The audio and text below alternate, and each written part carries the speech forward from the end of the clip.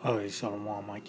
First and foremost, I want to give all praise, honor, and glory to Yahweh, Bahasham, Yahushai, Bahasham, Racha, Kodash. I'd like to give the honors to the apostles and elders of Great Millstone. I'd like to say Shalom to the elect that's teaching His word in all true faith and sincerity. And today I just want to title the lesson. This is the day that we looked for,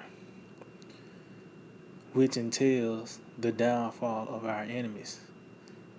Especially the so-called white man. That's what we are witnessing today.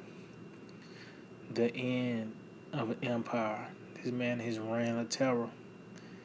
And the end of these other nations having some form of power and rulership over the nation of Israel. We at the end of, the times of the Gentiles being fulfilled. This is what we have been looking for. The end of the so-called and these other nations ruling, man. Because ultimately that's what they was looking for. They was looking for our downfall. Well, that's once again. Matter of fact, let's start out with this in Deuteronomy the 30th chapter, because everything that came upon us, even all the way up to this day, that we're suffering, these curses that we're still suffering from to this day, they're gonna fall upon these other nations, man. So when the scriptures, every time you hear the scripture, the Lord sent death threats to the nation of Israel. Well, it's going to get to the point, those death threats, which we in that process now, is now being shifted to those other nations. On top of the death threats they was going to get when the Lord called them out. Now, on top of that, those death threats the Lord has sent unto the nation of Israel, they are going to fall upon these other nations, and we begin the stages of it now. So this is Deuteronomy 30, verse 7.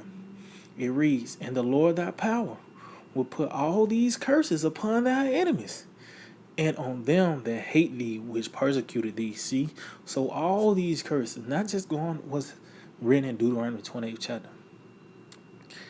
Everything that befell the children of Israel concerning judgment and anguish, curses, they're going to fall upon these enemies, these heathen, man. And I brought that out because, like I said, the very same thing that's going to happen to us is going to happen to them. Even how these other nations was, drooling at the mouth, lusting for our downfall, waiting on it. But we in the spirit waiting for your time to be up, for your course to be ran. This is Lamentations 2, and I start at 15. It said, "All that passed by clapped their hands at thee.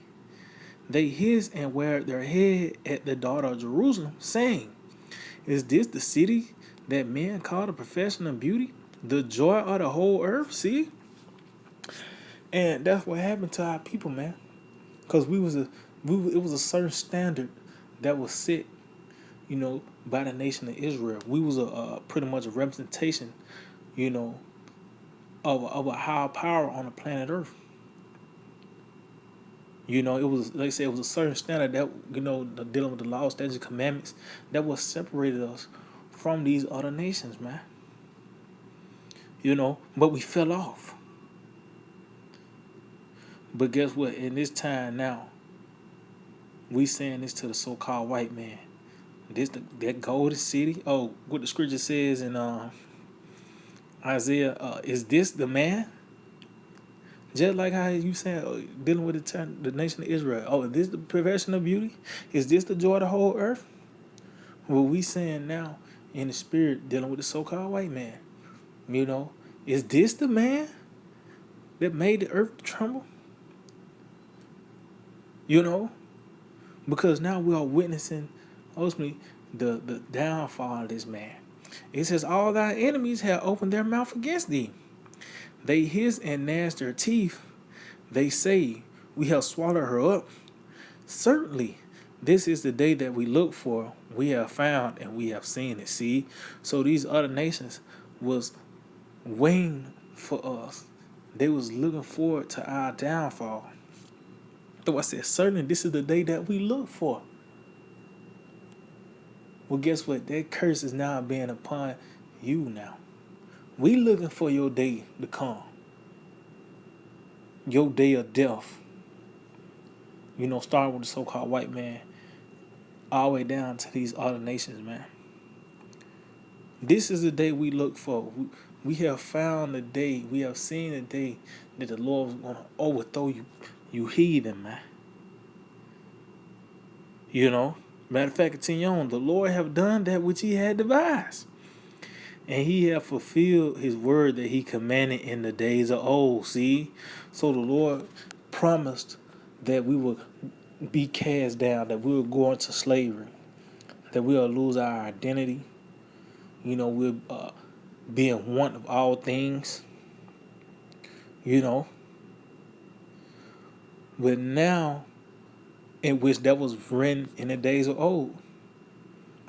But it came to pass in a like back then, Deuteronomy 28 chapter. But it was perfected in this lifetime. Starting with us coming over here in spiritual Egypt in those ships.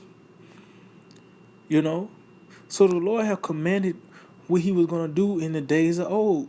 But also, the Lord ain't got to change this. He ain't got to switch to now. It's the Edomites' turn. No. The same words that was spoken in the days of old, they going to feel it now. See, those other nations going to go through Deuteronomy 28 chapter, 15 verse on down. Which they in the beginning stages of it. Starting with the so-called white man. It says, he have thrown down and have not pitied. He have caused thine enemy to rejoice over thee. He have set up the horn of thine adversary. See? So our downfall, us being abased, contributed to ultimately really the so-called white man being in power. Well, the roles are gonna be reversed. His downfall is gonna contribute to our uprising, our upbringing. Just like how Lazarus was laid at the gates. What's gonna be a point? The rich man is gonna lay down. But the point is how these other nations look for the day that the nation of Israel will be overthrown. We're looking for that day, which we seeing it now. Because our people pretty much were banging their heads against the wall on when the so-called white man would be overthrown. It seemed like there was no end in sight. But now the Lord is showing us. This is on Job 21:7. Wherefore do the wicked live? Become old, are mighty in power. See? So when it said the wicked live, they ain't talking about just some old devil living to be 103 years old. That's concerning the so-called white man and his rulership. This man is, when you go into the statue of Daniel, he's pretty much the whole bottom half of the statue, man. That's him living and becoming old. Because you go into history, this nigga only tell you when he started ruling. Dealing with the Greeks and then the Romans. Then he might say, that was the dark ages, but ain't nothing hell. Now let's go to the Renaissance era. And since then, this nigga has been on a campaign of pretty much terrorism, man. Terrorizing the planet Earth and life itself. But it said, wherefore do the wicked live, become old, are mighty in power. So this man pretty much had the longest stint. And it said, are mighty in power, because his military is what's keeping his head above water, man. And that's what contributes to this man's pride. Let's get that real quick in Psalm 73. And it have trickled down to the people. Now it's in your mind that there's no way this man is going to be overthrown. Now you saying, see, we'll be able to bond them to hell and back. Now you including yourself as an American now.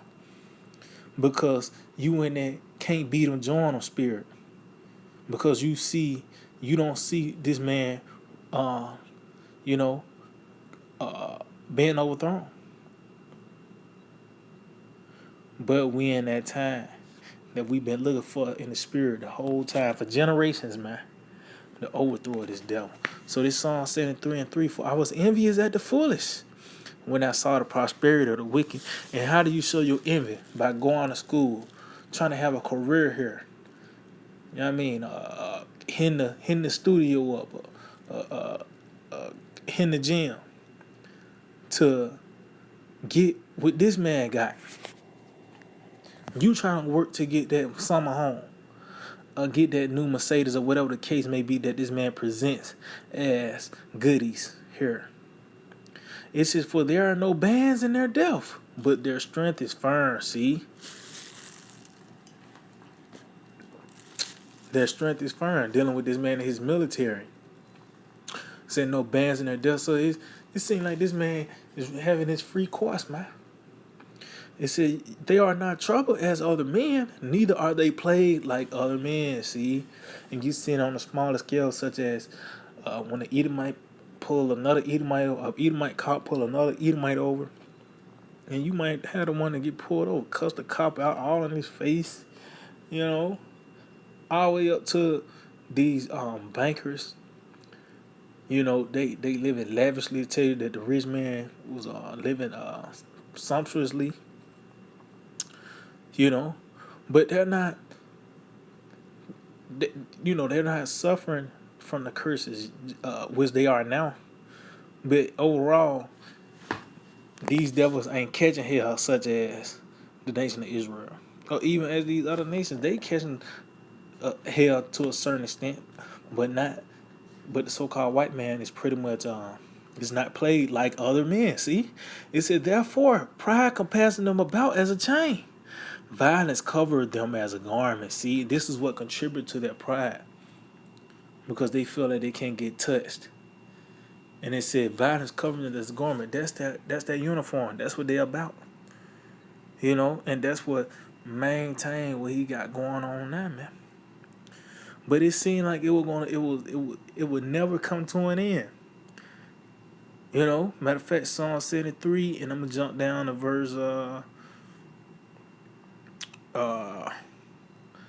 16. When I thought to know this, it was too painful for me. See, yeah, because you trying to do right, and ain't nothing going your way. You seeing that there's no end in sight with the so-called white man being in rulership. Now you got to figure out what you're gonna do till you die here. That's a painful thing to think about.